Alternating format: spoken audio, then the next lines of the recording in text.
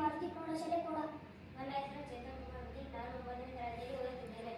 ನನ್ನ ಹೆಸರು ಇದೀಗ. ನಾನು 9ನೇ ತರಗತಿಯಲ್ಲಿ ಓದುತ್ತಿದ್ದೇನೆ. ನನ್ನ ಹೆಸರು ಮನೋಜ್ ಸಪ್ನೇರ್. ನಾನು 9ನೇ ತರಗತಿಯಲ್ಲಿ ಓದುತ್ತಿದ್ದೇನೆ. ನಾವು ತಯಾರಿಸಿದಂತ ಮಾದರಿಯ ಹೆಸರು ಸ್ಟ್ರೀಟ್ ಲೈಟ್.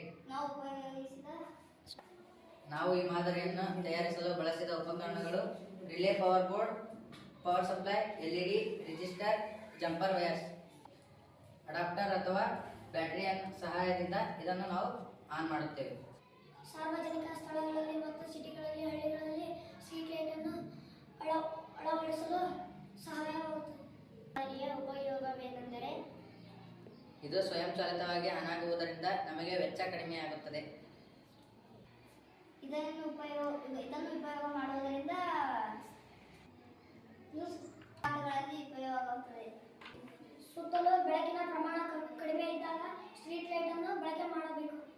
ಇದರ ಅನಾನುಕೂಲ ಏನೆಂದರೆ ವಿದ್ಯುತ್ ಅಥವಾ ಬ್ಯಾಟರಿ ಅವಶ್ಯಕತೆ ಇದೆ. ಸೆನ್ಸರ್ಗಳು ವರ್ಕಿಂಗ್ ಇರಬೇಕು. ಈ ರೀತಿಯಾಗಿ ಈ ಮಾದರಿಯು ನಮಗೆ ಉಪಯುಕ್ತವಾಗಿದೆ. ಈ ಮಾದರಿಯ ಕಾರಣವು ಈ ರೀತಿಯಾಗಿದೆ.